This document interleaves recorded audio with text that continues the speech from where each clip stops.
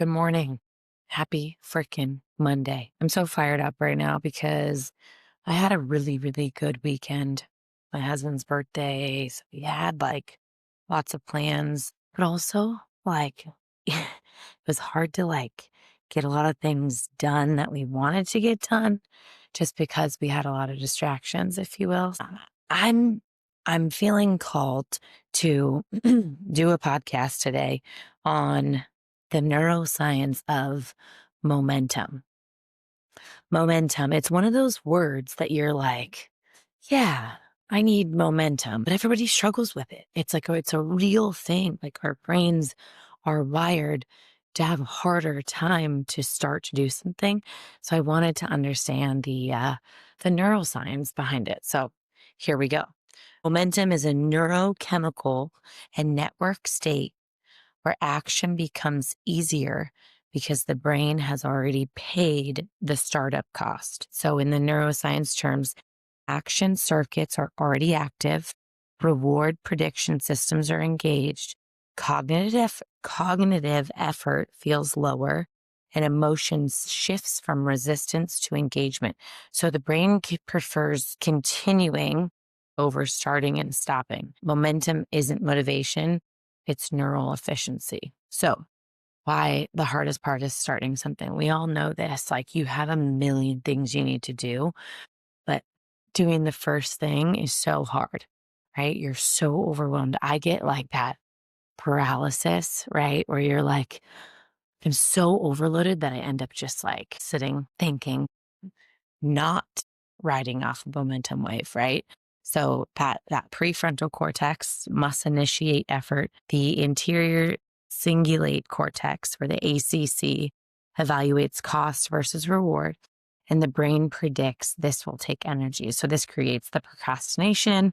It creates the mental resistance. It creates the emotional discomfort, which is that anxiety and that avoidance. That's basically what I'm talking about. But once you start moving, the cost calculation quiets down, the brain shifts from decision mode to execution mode. So starting requires this willpower, but momentum requires almost none. That momentum can reshape identity. This goes into all the neuroscience that we talked about, but basically, a repeated action changes the brain, how it can answer a question, right? If you answer the question, who am I? Or you ask the question, who am I? Each action reinforces, I'm someone who follows through. I'm someone who's capable.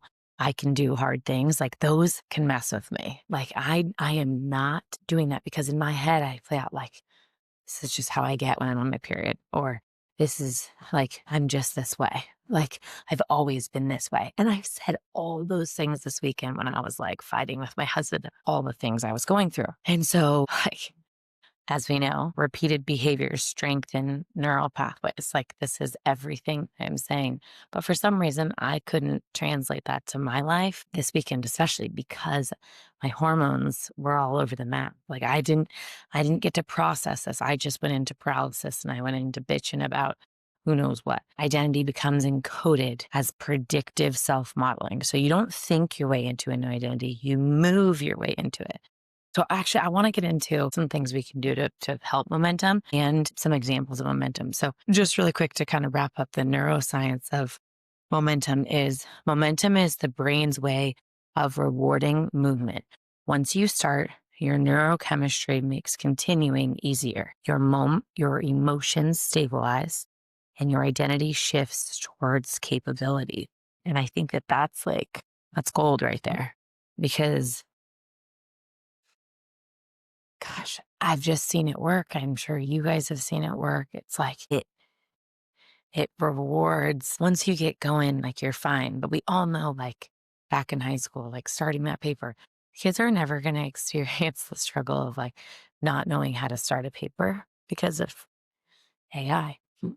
So I think their brains are going to be different. I'm super curious to see if what we stress about as millennials is something that these kids, I say kids, these teenagers are never going to actually stress about. So I wanted to give some examples of things that are hard to start, like for me, and then I want to talk about how to like trick our brain to kind of get started. Okay, so these aren't character flaws, right? They're high cognitive or emotional startup costs. So The hardest things to start, creative work. Okay. It's hard to start any content creation, writing, podcasting, right? Because there's an unclear endpoint, there's fear of judgment, and there's a high prefrontal demand. So the brain says this could go badly. Avoid. I found that to be very interesting because I'm someone who has this creative brain that wants to tap into it more, hence why I'm doing this podcast for me and my brain and my heart and my coherence. I am thriving from doing this, but it's also I didn't record, I didn't do this over the weekend because I had other things were priority in front of it. And does that mean I don't love doing this? No. I just knew that it required a lot of extra effort that I didn't have. I didn't have time to give. Even though this stuff makes me feel good, I'm doing this on a Monday. As I go into my work week, it's like, I want to wake up early. I want to feel this, but sometimes you get pulled from other things. And that's just like, I don't really know how to solve that other than keep practicing it, keep doing it. And every day is not going to be perfect, right? But that's the consistency that people say is a game changer once you can nail that. And another thing that's really hard for people to do is exercise because it's the immediate discomfort, right? It's the delayed reward and the body-based resistance. So the brain is saying energy cost now, benefit later. So again, I got the treadmill because this is very easy. This is easy, but once you get going, it's easy the whole time. And I'm saying it's an easy startup. Look, all you're doing is walking.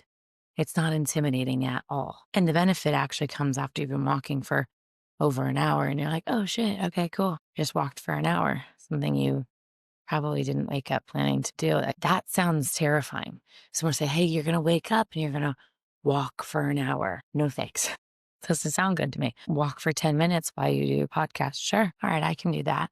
And it ends up being longer because you're listening, learning, educating yourself. And then you all of a sudden have to edit it. So there's a lot in between. Difficult conversations are hard. Big life admin stuff is hard because of the taxes and finances and paperwork. Big time for me. Parenting boundaries, discipline is hard. Starting over is really hard. Old pathways are strong, so new ones feel uncertain. There's an ego threat of what if I fail again? So your brain wants to just stick with the familiar. And also rest is really hard, ironically, because that's there's a productivity identity that doesn't align and you're I should be doing a million other things. The guilt-based conditioning and the fear of stillness. Because stopping and just resetting feels really unsafe for people. So I wanted to hit with a couple tricks to get through that starting point because there's all these benefits to momentum, right? Keep going mentality is how all the top successful people make it. They get over that hump. They actually start something because doing something is easier and better than doing something perfect, right? Stop overthinking. That's the whole concept of this. This is how this whole thing developed. It started with me just videoing myself, journaling, how I'm feeling in my life. And it felt really good to get it out. I started posting it and it turned into, I'm going to keep doing this. I'm going to keep working out and posting my thoughts without overthinking, right? I stopped thinking about trying to be online and have this presence of being perfect. Instead, now it's 5:30 in the morning. I'm recording just how my brain waves are behaving right now in the moment because this is what matters. This is our true self before all the noise, before we go to work, before we deal with all the BS that's out there. This is taken care of right here, right here. It's so good for my soul. So I want to give you guys some tips and tricks that I looked up to help momentum, I guess, without feeling it's too cheesy or motivation. You have to actually connect with it for it to work. So I like this one, the open the door rule. This is the first physical action. So only commit to the first physical action, which is open your laptop, pull out the treadmill, walk, put the shoes on, walk into the room, right? Hit record. That's the first physical action you need to take. And there's so much neuroscience on why that works. why that gives you momentum to do the next step, the next step, and the next step, right? It reduces that prefrontal load, that overwhelming, like, I'm not going to walk for an hour from 5 to 6 in the morning. Just take out just turn on the treadmill, pull it out, turn it on. There's two things you've already done, right? It also signals we're already doing it, right? You've already pulled out the treadmill. You might as well turn it on. You might as well put your shoes on. Your socks are already on. You may as well just hit start. You may as well just take one step. You might as well take another step. You might as well turn it up a notch, right? You're already going. Like, that is the most clear analogy to me. And all of a sudden, you're 35 minutes into walking. You're already doing it without really thinking. I love that because it resists. Your brain naturally resists starting. It doesn't resist once it's going, once it's already started. I said this before, but another tip is shrink the window. So say you're going to do something for 2 minutes. That's it. See what happens, right? Because that limited time effort like lowers the threat, right? Dopamine engages once movement begins. Most people continue when the time is up. So if it's like, I'm going to like work out for 2 minutes. That's why when I wake up, I like do something for 3 minutes. I think it's like 3 minutes, 2 to 3 minutes, 2 to 5 minutes, whatever. But that's like that window that people thrive in, because if you can move for 3 to 5 minutes in the morning, I promise you'll be able to do things for then 45 minutes. Change location, change state. There's some other examples. So meaning like, which is what I'm doing, walk, like take voice notes while you walk, which is what I do. I record on my phone video. I also record the voice notes. I also record on the podcast. And then in my head, I'm going to edit all these and be able to use them as short clips and promote it. Go outside, changing your environment. Make it bad on purpose. So I hadn't heard this one before, but I want to talk about it. Bad on purpose gives permission for a low quality start. So I kind of like this because this is kind of what I'm already doing, but I'd never heard of it. So examples are: write the worst paragraph, do the laziest workout, say the opening line badly, right? Because this then silences the perfection, which is what I'm really big on right now. And that's the amygdala threat, right? Everybody wants this perfect image of themselves, that they are totally with it, totally together, when that's not real, right? So it turns the task into play, right? You're pretending you're like, good morning, America. You're like, I will never say that. That is so lame. But look at me, I'm already starting to talk. So here I am. Welcome to the podcast, right? You're already going. You've hit play. You started talking. Even if it was cringy, you're like, okay, whatever. But it prefers this bad movement over paralysis. I could stand here. Sorry, said you say walk here and just not record. All of half the things I say are nonsense. Do I care? Not really. Like, this is just what my brain is doing. I can't control my brain. My brain is just doing what it wants to do, and it wants to talk, wants to get these thoughts out of it. So here we are processing it through walking and talking and thinking and, absorbing. The whole thing is wild. Whole thing is wild. There's so many more tips and tricks, but I want to be cognizant of time because I only have 15 minutes on these. Stack it onto something you already do. Remove one friction point. Externalize the effort or the start. So don't keep it in your head. Use identity language. Like we talked about, this is a big one. I am someone who starts. I'm someone who can do hard things briefly, right? Even putting like a timestamp on it. Start before you feel ready. That's a real big one. Then I'm so embarrassed if these podcasts get shown, but it doesn't matter. Every episode, I'm getting better. Every time I do this, every time I set myself up for and getting my computer on, I got everything. Like every time I do this, I'm like, oh yeah, I'm not going to forget to do that.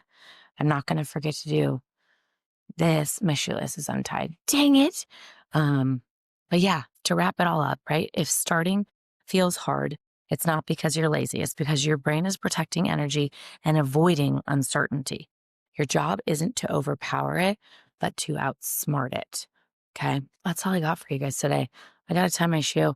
Thank you so much for being here. I hope everybody is able to use one of these tips or tricks to kind of get started. And momentum is huge, and it's something we all can do. we got to pay that startup cost, but we can make that a little bit easier with these tips and these tricks. And I promise the more you do try them things and do some things, you're going to shock yourself. And the momentum is going to make you feel productive, going to make you feel better ultimately.